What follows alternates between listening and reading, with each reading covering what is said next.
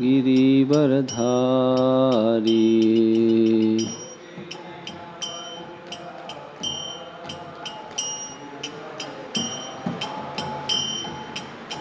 यशोदानंदन ब्रज जनरंजन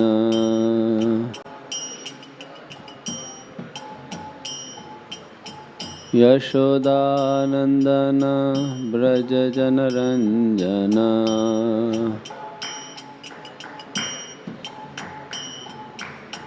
यमुना तीरवनचारी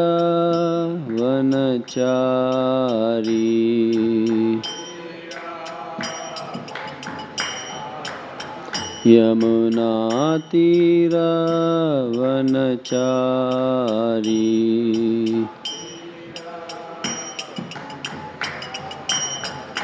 जय राधा माधव कुंज बिहारी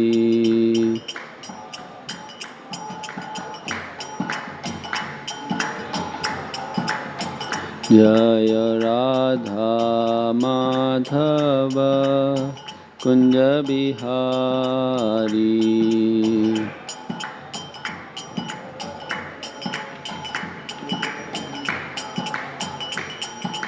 गोपी जन वल्लभ गिरिवरधारी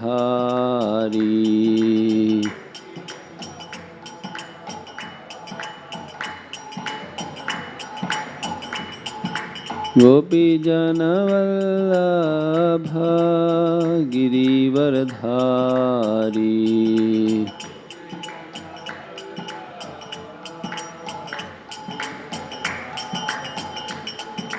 यशोदानंदन ब्रज जनरंजन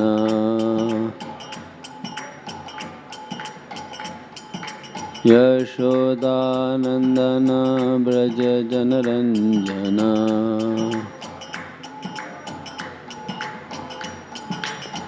यमुना तीरवनचारी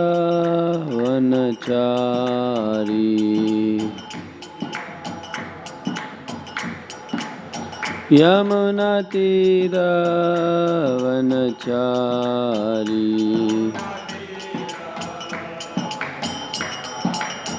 जय राधा माधव कुंज बिहारी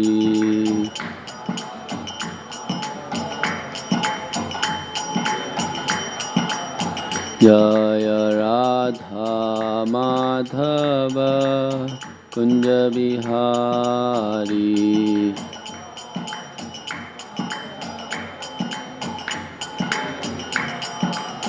जय राधा माधव कुंज बिहारी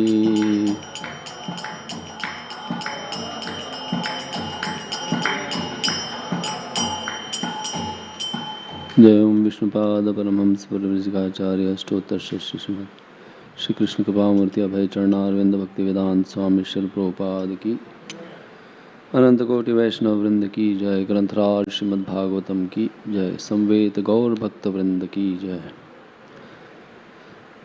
ओम नमो भगवते वासुदेवाय।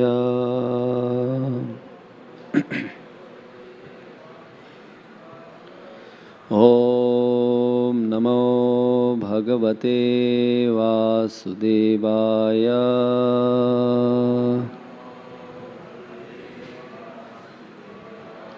ओम नमो भगवते वासुदेवाय।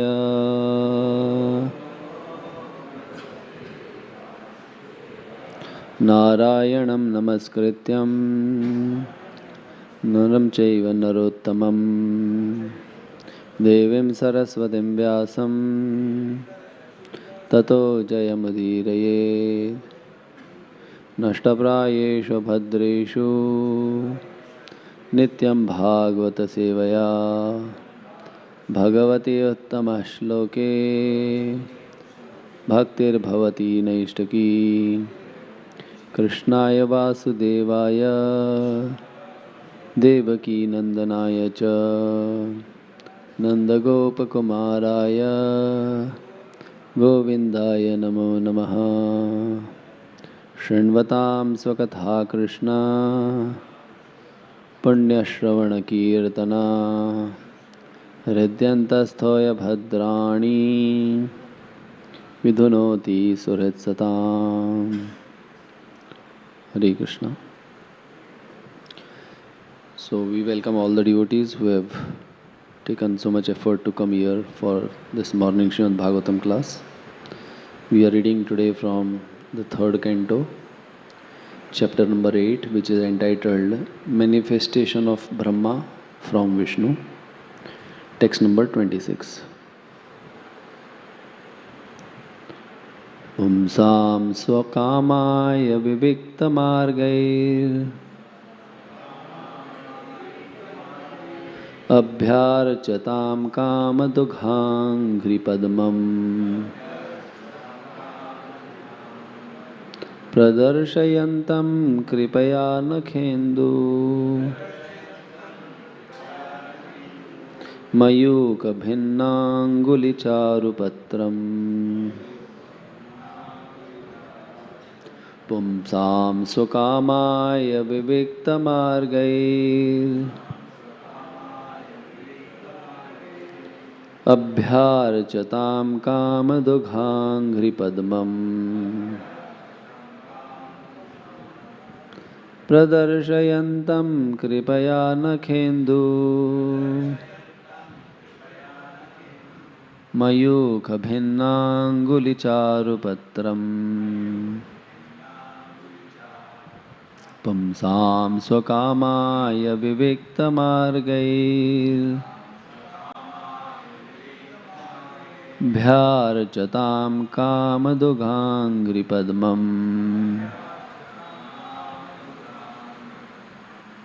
pradarshayantam kripaya nakhendu mayukha bhinnangulicharupatram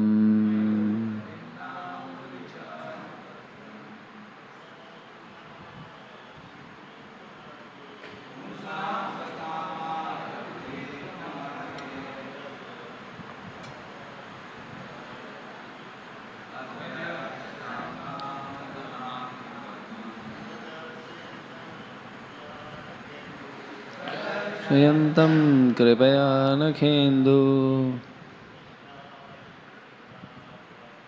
mayukha bhinnangulicharupatram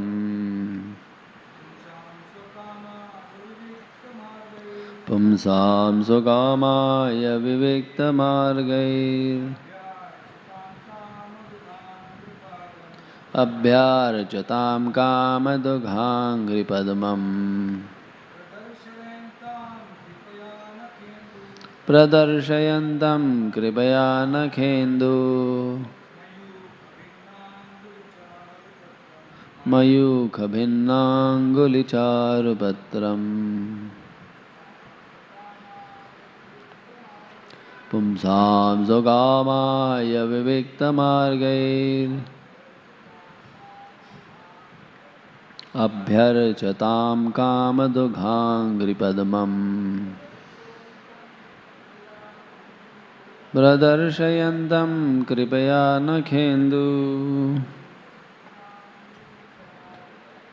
mayukha bhinnangulicharupatram Matajis.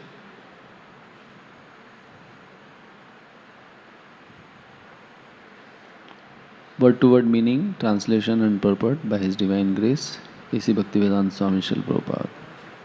Pumsam, of the human being, swakamaya, according to the desire, viviktamargai, by the path of devotional service, abhyarchatam, worshipped, kam dugha anghri padmam,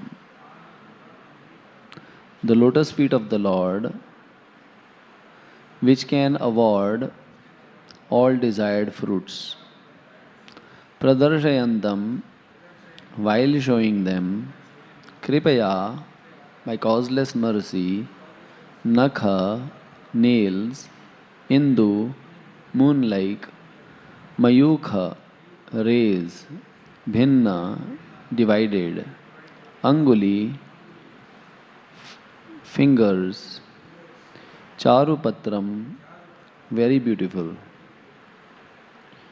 Translation. The Lord showed his lotus feet by raising them. His lotus feet are the source of all awards achieved by devotional service, free from material contamination. Such awards are for those who worship him in pure devotion.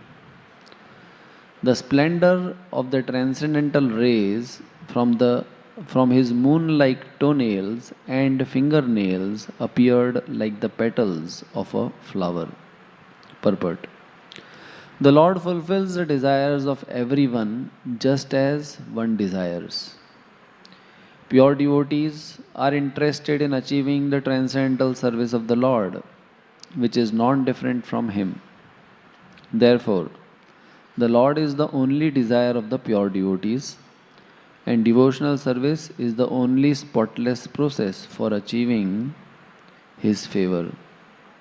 Srila Rupa Goswami says in his Bhakti Rasamrit Sindhu 1.1.11 that pure devotional service is Jnana Karmadi Anavritam. Pure devotional service is without any tinge of speculative knowledge and fruitive activities. Such devotional service is able to award the pure devotee the highest result, namely direct association with the Supreme Personality of Godhead, Lord Krishna.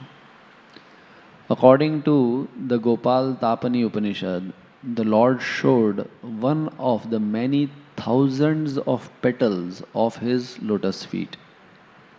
It is said, Brahmano sav anuvaratam anavaratam me dhyayatah stutah parardhante so abudyata gopavesho me purastat avirbabhuva. After penetrating for millions of years, Lord Brahma could understand the transcendental form of the Lord as Sri Krishna in the dress of a cowherd boy, and thus he recorded his experience in the Brahma Samhita in the famous prayer Govindam Adipurusham Tamaham Bhajami. Om Ajnantimirandhasya Jnananjana Shalakaya Chakshurunmilitam Yena Tasmai Shri Gurave Namaha. Shri Chaitanya Manobhishtam Sthapitam Yena Bhutale Swayam Rupaha Kadamahyam Dadati Swapadantikam Vandeham Shri Guru Shri Yutapadakamalam Shri Gurun Vaishnavamscha Shri Rupam Sagrajatam Sahagana Raghunathan Vitam Tam Sajivam Sadvaitam Savadhutam Parijana Sahitam Krishna Chaitanya Devam Shri Radha Krishna Padan Sahagana Lalita Shri Vishakhan Vitamscha He Krishna Karuna Sindho Deenabandhu Jagatpate Gopesha Gopika Kanta Radha Kanta Namostute Tapta Kanchana Gaurangi Radhe Vrindavaneshwari Vrishabhanu Sute Devi Pranamami Hari Priye Vancha Kalpatarubhyascha Kripa Sindhubheva Patitanam Pavanebhyo Vaishnavebhyo Namo Namaha. Shri Krishna Chaitanya Prabhu Nityananda Shri Advaita Gadadhar Shivasadi Gaur Bhakta Vrinda Hare Krishna Hare Krishna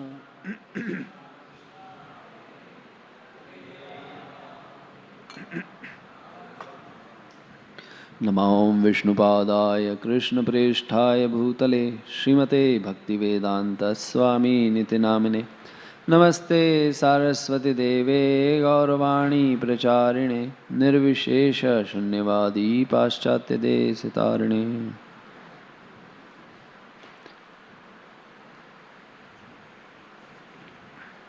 पुंसां स्वकामाय विविक्तमार्गैः अभ्यार्चतां कामदुःखाङ्घ्रि पद्मं प्रदर्शयन्तं कृपयानखेन्दुं Mayukh भिन्नाङ्गुलि चारुपत्रम्.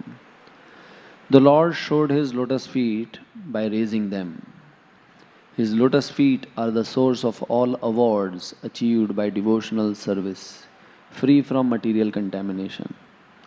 Such awards are for those who worship Him in pure devotion. The splendor of the transcendental rays from His moon-like toenails and fingernails appeared like the petals of a flower. Hare Krishna. So today is a very auspicious day. Today is Parshva Ekadashi, which comes a day before the appearance day of Lord Vamandev. That is, Vaman Dwadashi is tomorrow. And so, we are celebrating Vaman Dwadashi also today by fasting till afternoon. Because tomorrow, when we have to complete the fast, so we have to take some grains, which otherwise on the appearance day of Lord Vishnu, any of the incarnations, we are supposed to fast till noon. So we do the fasting today. And by some arrangement, this verse also relates quite closely to the pastime of Lord Vamandev. Just 2 days back when I was given this service to speak and I read this verse, I thought, oh, this is about the appearance of Vamandev, because he is showing the feet. But then, of course, we know that in this chapter, Maitreya Rishi is describing to Vidura that how he heard Srimad Bhagavatam from the father of Vyasadeva, Parashar Muni. And this is in answer to the many questions that Vidura raised in the previous chapters. So he starts answering those questions and he begins by describing the creation again. Just like in the Srimad Bhagavatam, we see that after Parikshit Maharaj asked many questions, so in the second canto, Shukdev Goswami started describing the creation. That was the first thing that he started speaking. One reason could be that by this knowledge or understanding of the creation, we can understand our relative situation, that we are so insignificant and the Lord is so great. He is actually the source of everything. So, to achieve love for any person in this world, and especially Krishna, you can't love someone unless you have sufficient degree of respect. Because many times it is said that intimacy does not mean that you take the other person for granted. Because when that happens, then it is not different from what the acharyas despise, and that is the sahajiya bhav, where so-called devotees think themselves so intimate with Krishna that they actually have no respect for Krishna. So that is actually counterproductive. It does not create any love, but it has a opposite effect. The person is basically driven more farther away from the Lord. So, when we want to develop love for Krishna, then it is very important that we understand who is Krishna. And besides, as in this purport, quoting Gopal Tapani Upanishad, it is mentioned that Lord Brahma could understand the transcendental form of Lord Sri Krishna in the dress of a cowherd boy. But before that, he also understood Krishna as the source of all creation, as the thousand-headed Lord, which is described, Sahasra Shirshaha Purushaha. So in the Sri Brihad Bhagavatamrita, Sanatana Goswami describes, when he is speaking about the Brahma Loka, that in the form of Mahapurusha, who is basically Sahasra Shirsha with 1,000 heads, the Lord in that incarnation resides permanently in the planet of Brahmaji. So the first realization of Brahmaji, of the Lord, is Sahasra Shirsha, that he is the source of this whole creation. And in fact, it is not Brahmaji, but it is this Lord who is maintaining this whole creation and is orchestrating everything.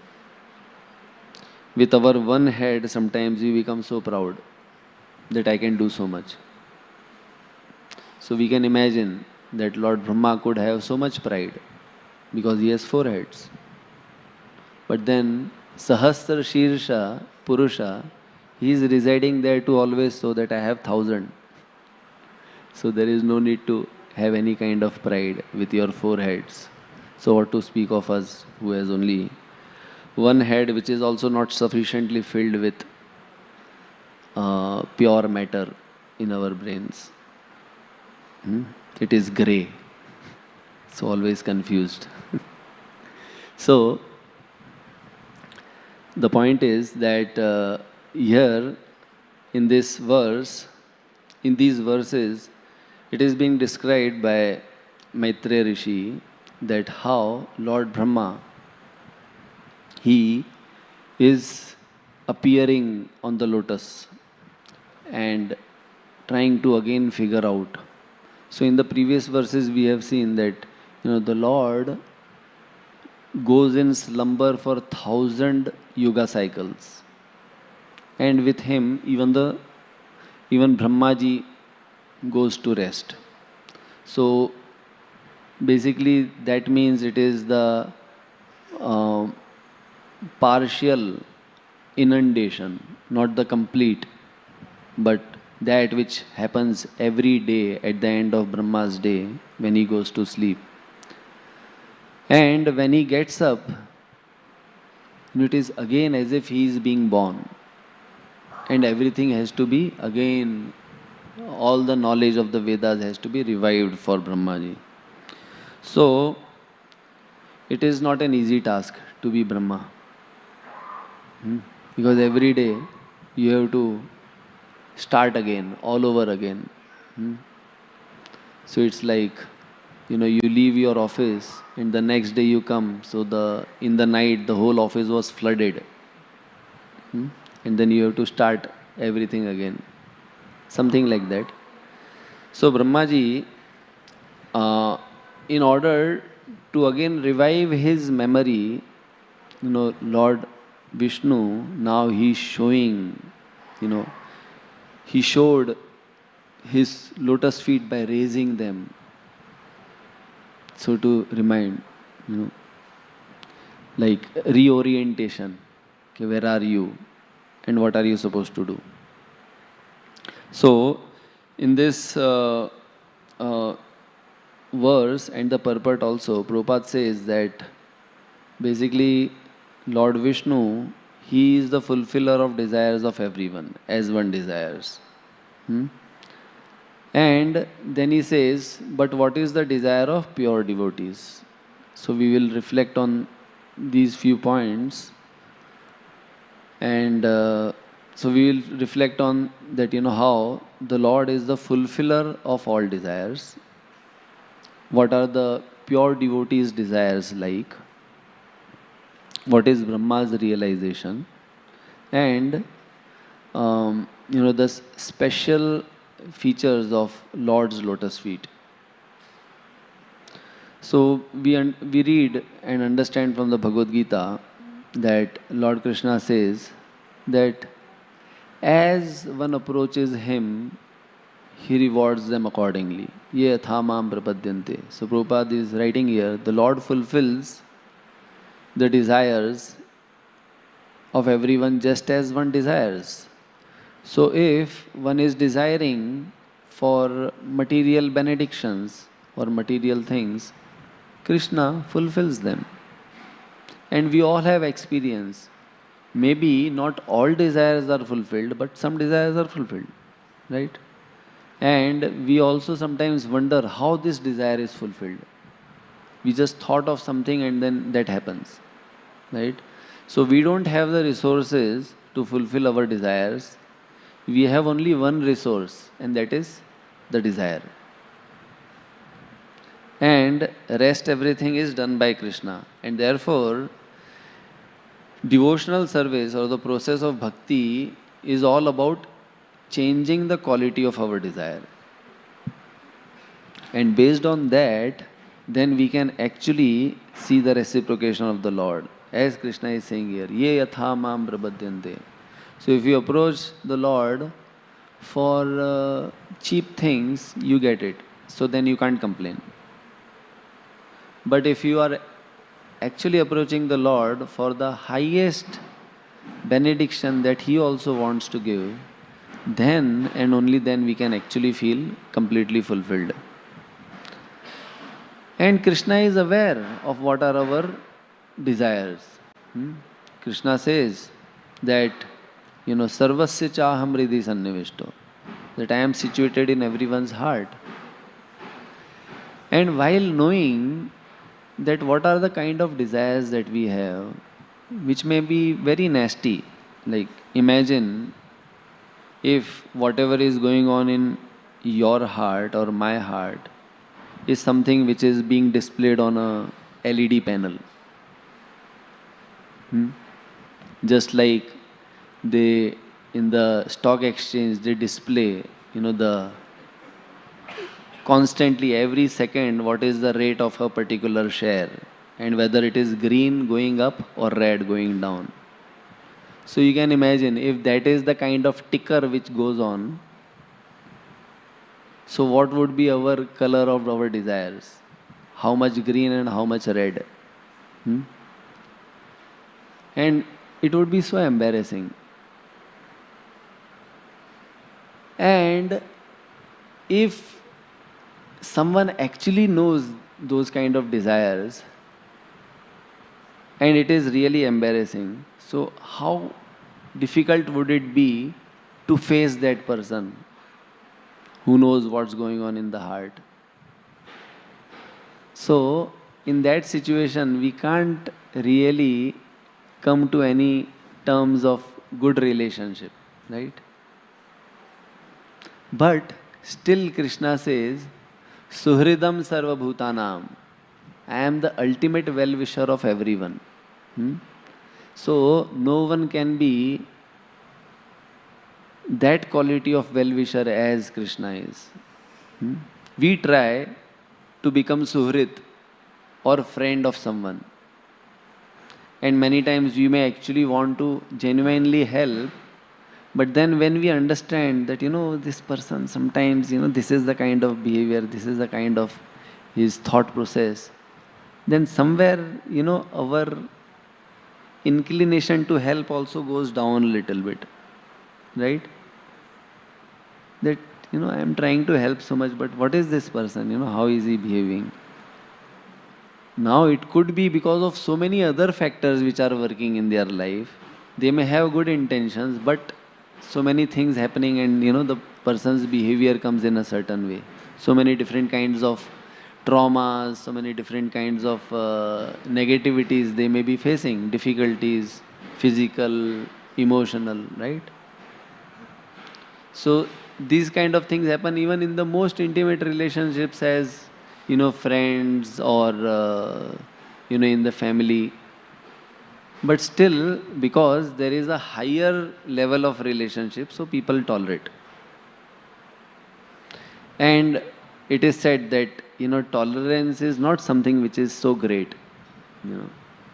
A much better bhava or feeling is acceptance.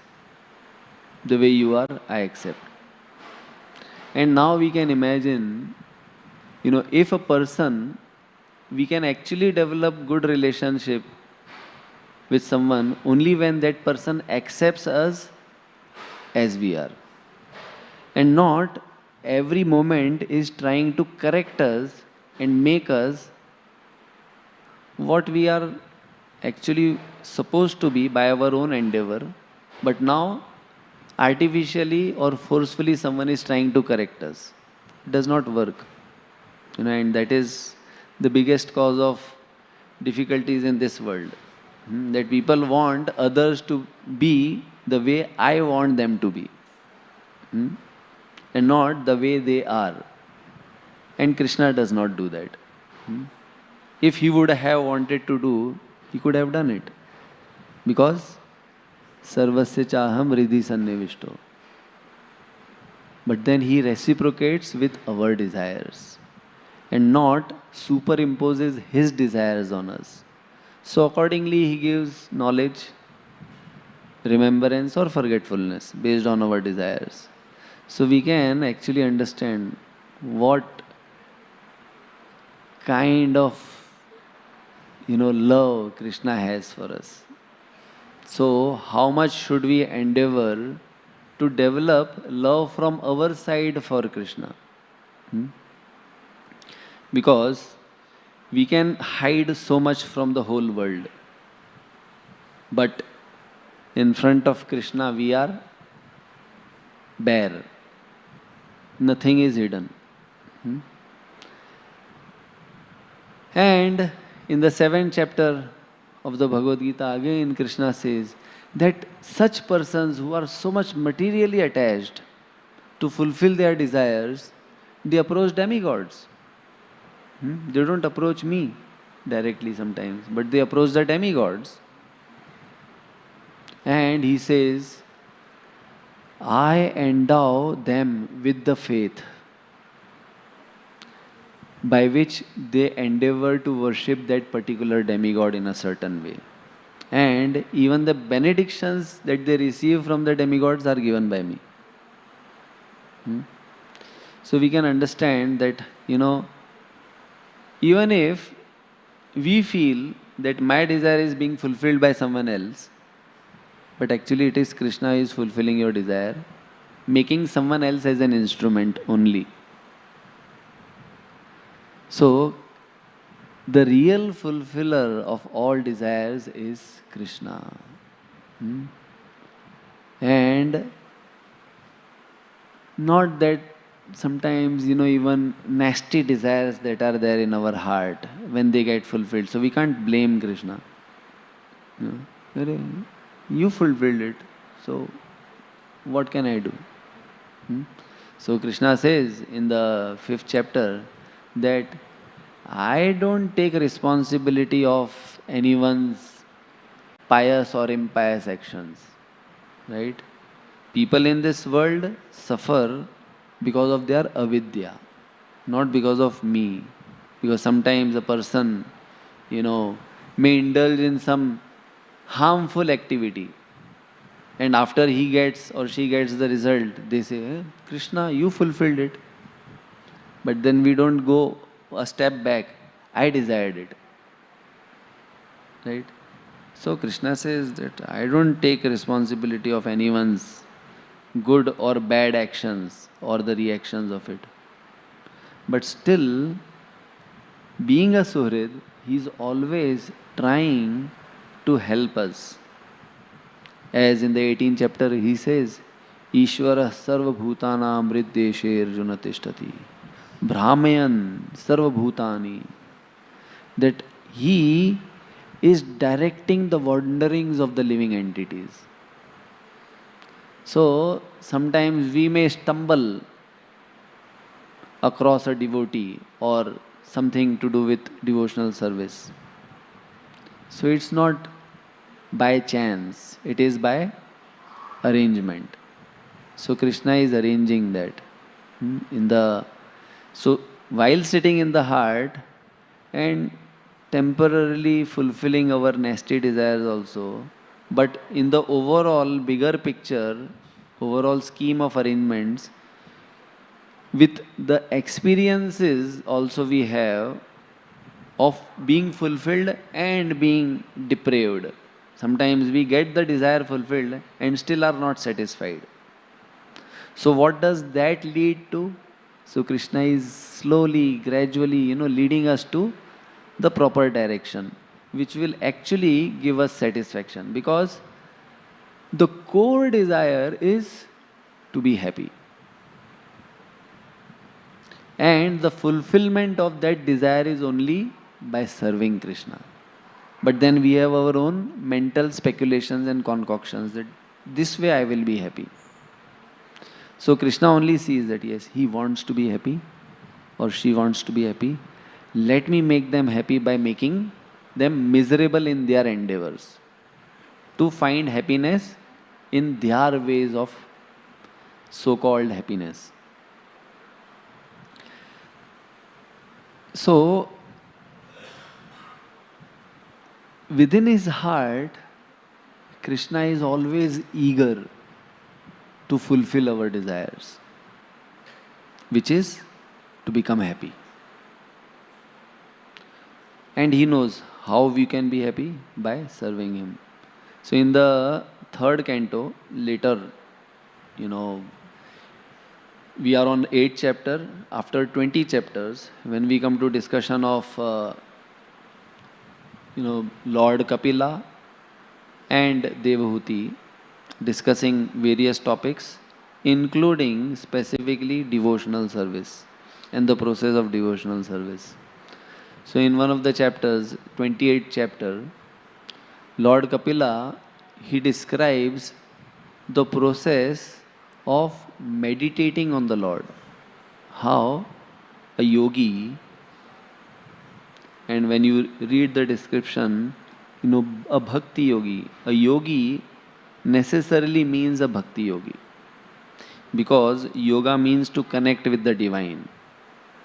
And anyone who is connecting with the divine can only be in relationship of service. Right? So, whenever that connection in devotion is there, that is bhakti. So many times, in Bhagavad Gita, especially 6th chapter, when Krishna speaks about yoga and yogi, Prabhupada translates as devotee or devotional service. So it is not wrong. The problem is that the times that we live in, yoga has been misappropriated to mean only some physical exercise, right? Which is not fully wrong. There is some element of it. Like in Ashtanga Yoga, there is an element of dealing with the body, dealing with the mind, so that we are ready to actually execute pure devotional service. Because unless we have a disease-free body and mind, we won't be able to actually focus on the Lord. So, in that chapter, Lord Kapila, he says, while describing the beauty of the Lord in the heart, he says, Apichya darshanam sashvat sarvaloka namaskritam santam vaisi kaishore bhritya anugraha kataram. The Lord is eternally very beautiful. So we all want to connect with something or someone who is the most beautiful. So many times it happens that we or people connect with someone who is very beautiful at that particular moment. And as the time passes, the beauty also passes. But here, Lord Kapila says, that Krishna is eternally beautiful, very beautiful. So basically, whenever we are trying to connect with anyone or anything which is, we are attracted to beauty, the real attraction is towards Krishna. And he is worshipable by all inhabitants of every planet. So he is most beautiful and most powerful. He is ever youthful and always eager to bestow his blessings upon his devotees. So, Bhrityanugraha Kataram. So, as much as we are Kataram for fulfilling our material desires, Krishna is also Kataram, Bhritya Anugraha, to bestow his blessings upon the devotees. So, here when Prabhupada says that the Lord fulfills everyone's desires, so yes, actually Krishna fulfills. It is Krishna only who fulfills our desires. And if we don't have good experience in this life, we should check what is the quality of our desires. What have we been desiring? What have we been thinking? Sometimes, unknowingly, we are desiring failure. We keep thinking negative. So nowadays people say manifestation, right? So it is nothing but, quality of our desires. So what are we thinking? What are we always desiring, right? So Krishna is watching everything, taking note of it, and he fulfills. So if you think that, oh, I am useless, so we become useless, right? So we should always remember the real problem in this world is avidya. That is forgetting about what is our real identity. And after that comes that avidya asmita. So then person starts identifying with third grade identity, and that is the body. And then raga, dvesh, abhinivesh comes, which creates more misery in this world. So the problem is avidya. We are not aware of who we are. And it's not a matter of some material pride that, oh, I am great. I am part of great. Right? So I am that reflection of that divinity. So how can I face any kind of failure? No. So we should be aware of our real position as that mamai-vamsho jiva-loke, that I am a part and parcel of Krishna, but because of our identification with manaha shasthani indriyani, then prakriti sthani karshati. So if we understand this, that Krishna is always eager to fulfill our desires, but what should be our desire? If we focus on that, then we can create satisfaction and happiness for ourselves. And how is that demonstrated? By Krishna sending his pure devotees to this material world to show by their example. So Prabhupada is writing here that pure devotees are interested in achieving the transcendental service of the Lord, which is non-different from him. So pure devotees, when they appear, they demonstrate what kind of desires we should cultivate. So pure devotees,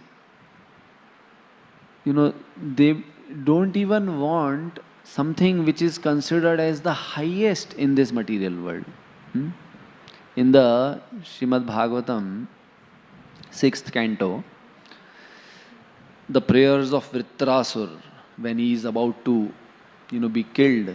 Actually, he is in the process of being killed by Indra. And while fighting, Vritrasur, who appears to be a demon, in the body of a demon, but he is actually pure devotee. He is King Chitraketu in his previous life. So he is praying, na nakaprishtham, na chaparameshtyam, na sarvabhaumam, na sadhipatyam. न योग सिद्धिर पुनर्भवम va samanjasa tva virahaya kangshe.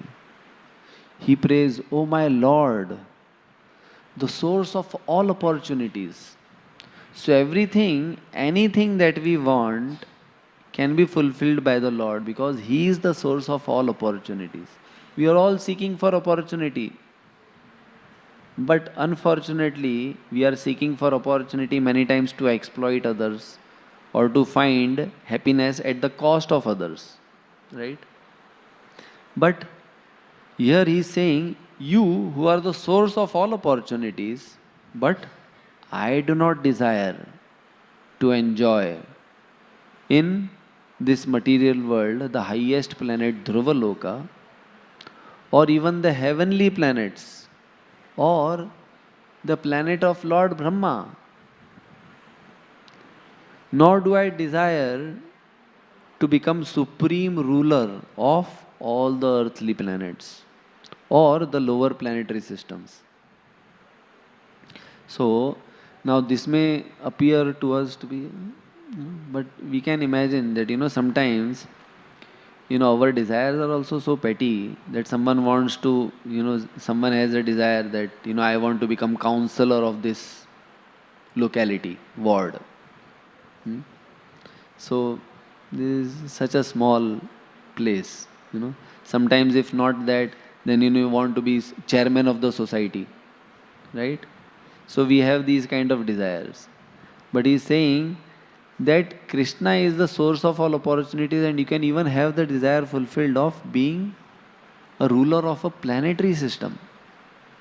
But he says, I don't have any of those desires. I do not even desire to be the master of mystic powers or yoga. Nor do I even want liberation. If I have to give up your lotus feet. If I have to forget you, then all these are useless. So while praying this, he is in the heart, somewhere Vritrasura is feeling sorry for Indra. Because Indra is fighting so vigorously. For what? To maintain his position as Indra. And in one of the verses, Shukdev Goswami kind of, like chastising or, even being angry on Indra, he says that, Indra killed Vritrasura, right? Who was a pure devotee. So he had to suffer. And Vritrasura also says that, you become successful in this battle and rule your heavenly planets. But real success is mine because even after being defeated, so-called, I get the lotus feet of the Lord in the eternal abode where there is no other miseries which are there. Right? So, Krishna says, Kapil Muni says again in the 3rd canto while describing devotional service, he says that this is the quality of my devotees, pure devotees, that even if I am ready to give them liberation of these 5 kinds, they do not want it. If it is not without the service. If they can't serve me, they don't even want to go to the spiritual planets. And Srila Sanatana Goswami in Sri Brihad Bhagavatamrit also mentions this, that when Narad Muni is going through, different places on earth and the heavenly planets and even reaches the abode of Lord Shiva, searching for who is the recipient of the greatest mercy of Krishna, special favor. So he reaches Lord Shiva because he is been described as the real recipient of Krishna's special favor by Lord Brahma. So when he reaches there and speaks to Lord Shiva says, actually it's not me, it's the resident of the Vaikunthas. Because there they are free of any kind of pride, and they are just focused on service of the Lord. And in one of the verses he says that they are always worshipping Lord Vishnu in the Vaikuntha planets, and when they see the liberated souls, so from the Vaikuntha they can see the Brahma Jyoti, and in the Brahma Jyoti are all the liberated souls who have achieved the impersonal liberation. So he is saying that they become amused by seeing these souls who are merely liberated. Because the Vaikuntha Vasis are busy in various services, for which sometimes they even take the form of a bird or a tree. So the Vaikuntha Vasis, they don't even consider that, it's worth being liberated, because they are exclusively engaged in the service of the Lord. So the pure devotee's desire is nothing except the service of the Lord, for the pleasure of the Lord. Now, hearing all of this, we may wonder that, where am I? Like, after, because sometimes, the process of devotional service, bhakti, and the way we read from the scriptures and is being described, like now it is also being described. If we see ourselves from that, this goal seems so lofty, so we may feel, na kya chance hai, what chance do I have? So, Prabhupada also, while he was sharing this knowledge, so one of the disciples, he said to Prabhupada, kind of, a little, maybe not depressed, but, feeling a little low, saying, Prabhupada, I am a fallen soul. So sometimes it may not be actual humility, but it is just that, we are feeling, low esteem, self-esteem. So he says, I am very fallen. So Prabhupada said, it's all right, you may be fallen, but you don't have to remain fallen. The process of bhakti is to elevate us from wherever we are, no matter how much fallen we are, but it is the process of purifying. So, every devotee or everyone who is trying to practice devotional service should have this aim, that no matter how fallen I am, but my goal is to become pure devotee. Because unless I am pure, how will any service that I give to Krishna please him? Right? So, in one of the books that I was reading of Bhakti Tirth Maharaj, so Bhakti Tirth Maharaj describes or mentions that, sometimes some devotees, so basically dealing with the different things that happen in the mind. So sometimes a particular devotee may see someone else doing devotional service very nicely, like any service that we do. So if someone is, let's say, doing the service of cooking, like, few days back we had Radha and we had offered some thousands of dishes. So you cook something and a similar thing is cooked by someone else, and that is cooked even better than you. So how do we feel? Do we feel bad? Arey, my cooking, how could that person cook so better than me? I should be able to cook better than him. Sometimes these kind of things come, right, in our mind. So Bhakti Tirth Maharaj says, that is not a very good feeling, because that shows somewhere a certain trace of envy towards Krishna. This seems very heavy.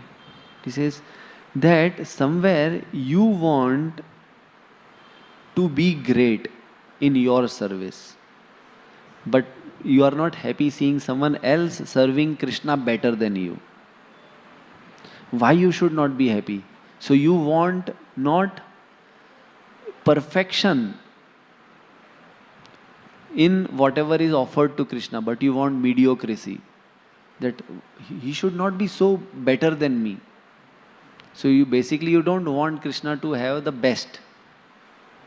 So, we have heard many times from His Holiness Radhanath Swami also that, when we celebrate someone else's success or someone else's devotion towards the Lord, that actually purifies us sometimes even more than what, or pleases Krishna more than what that devotee's service may have done. So, we should, when we see someone else serving better, we should actually feel happy. At the same time, yes, we should focus on how I can serve better and take inspiration from others. So, we come to the third aspect that we wanted to discuss that is Brahmaji's realization here. So, quoting Gopal Tapani Upanishad, Srila Prabhupada and also Vishwanath Chakravarti Thakur, they are mentioning that in this verse as being showed that, the Lord showed His lotus feet, which is appearing as one of the petals of that flower, right?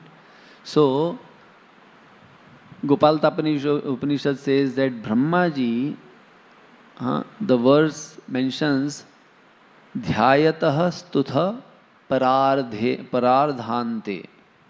So, after completion of 50 years of his life, Brahmaji came to this realization by the mercy of the Lord that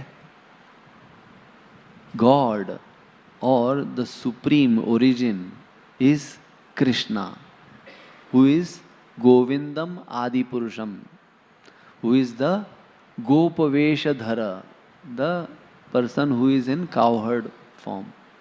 So, Brahmaji realized after spending half of his life, and what is mentioned here that, that lotus feet was shown.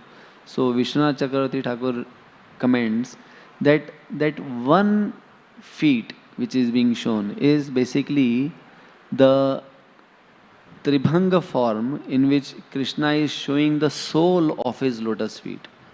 As we can see here, Shri Radha Gopinath.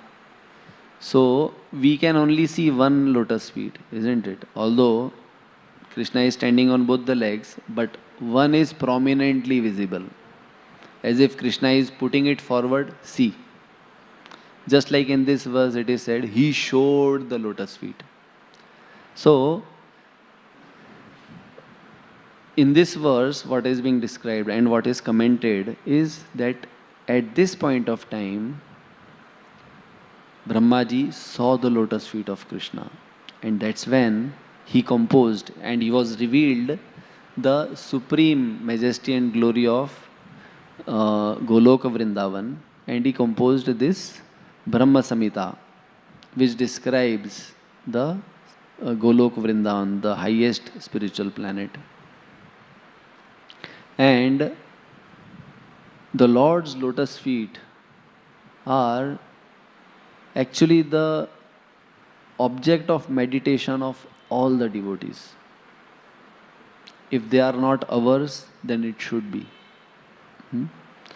It is said that, when we see through different prayers of different devotees, so we see that all the devotees are praying that how can we attain the shelter of the lotus feet of the Lord. Even in this material world and the spiritual planets, to the highest planet, Golok Vrindavan, the highest devotees. So, in the Brihad Bhagavatamrit first part, Sanatana Goswami, through the, the search of Narad Muni to find who is the most favored devotee. So from a sadhana bhakta in this material world, he shows, the hierarchy, but not exactly hierarchy, but the intensity of the desire to serve the Lord of different devotees. up to gopis. So, we see from the prayers of Kulashekara, King Kulashekara, who is a king, as in the Bhagavatamrita also it is described that, there is a king in southern India who is the greatest, who is actually received the favor of the Lord. So, I am not meaning to say that that is reference to King Kulashekara, but from the prayers of King Kulashekara we see that he starts his prayers, and in the beginning he is praying, Mukunda Murdhana Pranipate Ache. That, bowing his head at the lotus feet of the Lord, he is praying respectfully that you just fulfill this one desire of mine. What is that? Bhavantam ekantam iyantam artham. Only this one desire. What is that? Avismritistva charanaravinde. That I may never ever forget your lotus feet. Bhave bhave metu bhavat prasadat. Even if I have to take hundreds of births, but just fulfill this one desire, that I may never forget your lotus feet.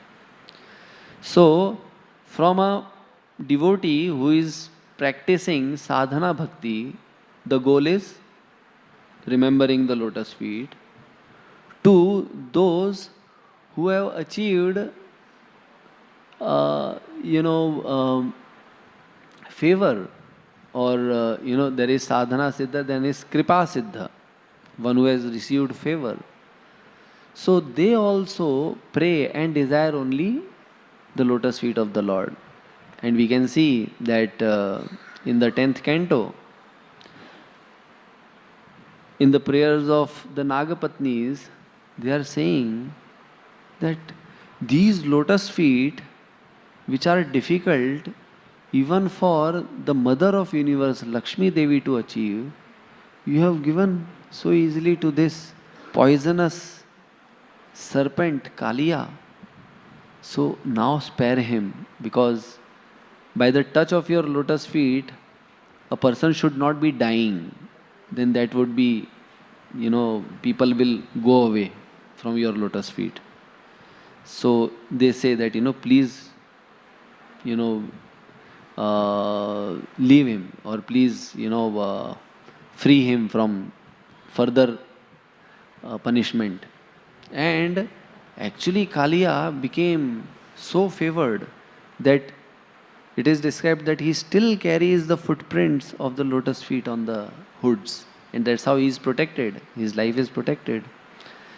And then we see again in the 10th canto, the later chapters, that what are the gopis who are the highest of all devotees praying? They are just praying. They are meditating on the lotus feet of the Lord and feeling great pain that these lotus feet, which are so soft, that if a petal of lotus touches the lotus feet, they become red.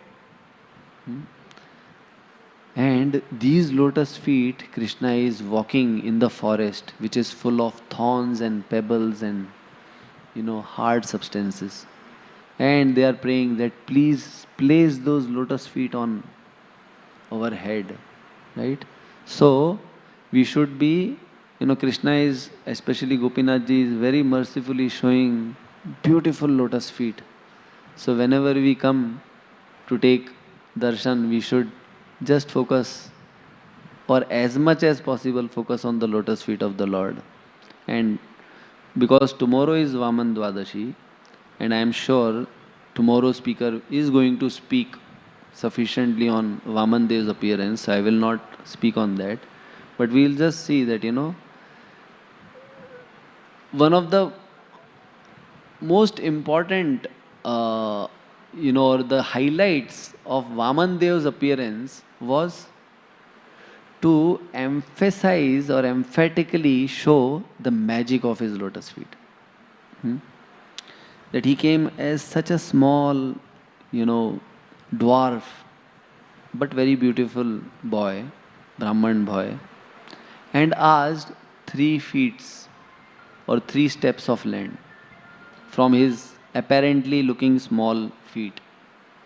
And Bali Maharaj says, okay, take it, although he feels that, it's a very insignificant thing that you are asking. And suddenly those so-called small lotus feet become so huge that in just 2 steps he covers the entire universe. And these feet, when the first feet is rising above, all the Lokapalas, all the demigods, the sages, and even Lord Brahma sees these feet coming up and they start worshipping him. And not just cover the whole universe with his feet, but he brings permanent purification in this world by, inviting Ganga in this world, by piercing the coverings of the layers of universe. So, in the Dashavatara Stotra, Jayadev Goswami, he praised this, that, Chalayasi Vikramane Bale Madbhuta Vamana Pada Nakha Neera Janita Jana Pavana, that by the toe nails of his lotus feet, he pierces the universe and lets Janita Jana Pavana, that is Ganga, who is constantly purifying everyone. And what is the glory of Ganga? In the Padma Purana it is mentioned that even if a person thinks about Ganga or chants Ganga, Ganga twice, he becomes purified and goes to the spiritual abode.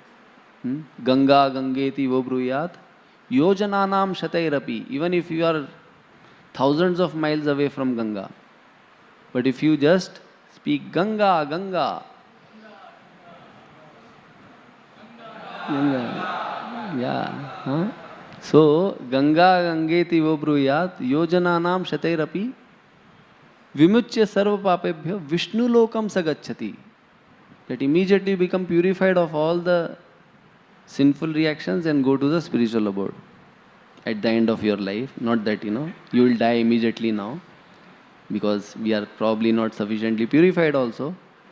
And that purification depends on the faith that which we remember Ganga. Ganga, Ganga. Yeah.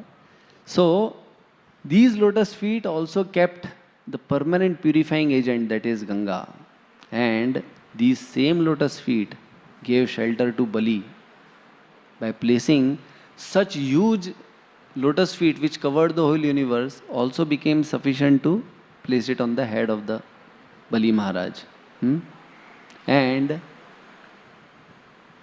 with this, blessings that Lord Vaman gives by his lotus feet, he actually was also glorifying the devotion of Prahlad, who was always just meditating on the lotus feet of the Lord. Prahlad was not meditating on Narsimdev, because Narsimdev had not appeared then. He was meditating on the lotus feet of the Lord. And then Narsimdev appeared in such a way that throughout this creation, or at least the time frame of this Brahmaloka, or this Brahmanda, Prahlad will be glorified with Narsimdev. To such an extent that because of the devotion of Prahlad, even Bali got the blessings, and even his son Banasur was blessed. That he was not killed, but he was just left with 4 arms, so that he looks like Vishnu. Right? So, we can therefore focus, as in this verse it is mentioned, that this is the power of the lotus feet of the Lord. So we can pray. There are so many more verses which describe the power of the Lord's lotus feet, that they are like thunderbolt, that it can destroy or convert into powder the big mountains of sins that may be there in our heart. So many more verses are there, but let us focus on remembering the lotus feet of the Lord. And sometimes in our experience it may be that the lotus feet which generally we may desire to, that it may be placed on our head like it was for Bali. But sometimes Krishna in his humor may place those lotus feet on some other part of our body. As they say, kick. Huh? So this same lotus feet Krishna also uses to kick, and you know where? Because of our nasty desires. And even if that happens, that is blessing. And that is only purifying us. As to the Nagapatnis, they are saying, oh, such a great fortune, Kaliya. Not even available to Lakshmi. But for Kaliya it is kick. But what was happening with that kick? He was only getting purified. All the poison that was there in his being, in his heart, was coming out. So we can pray that if Krishna is pleased by kicking us, let him kick us, so that the poison of lust, greed, anger, pride, envy, illusion, hatred, sometimes, different difficult relationships that we have with devotees also, all that poison can actually get kicked out from our heart, so that our heart truly becomes pure, like the quality of his feet, lotus. And then we will actually become a befitting offering and a source of pleasure to our Guru, to the Vaishnavas, and to Krishna and all the living entities. That, by serving all of them, then we can truly receive the blessings of the Lord and achieve His favor. So, I'm sorry I took almost 15 minutes more than this, than the allotted time. So, this was just so that, I can sufficiently focus on the lotus feet. So, thank you very much for your patience. And let us pray that Krishna may place his lotus feet wherever he wants on us, so that we become purified and serve him to his satisfaction. Hare Krishna. Srimad Bhagavatam ki jai. Srila Prabhupada ki jai.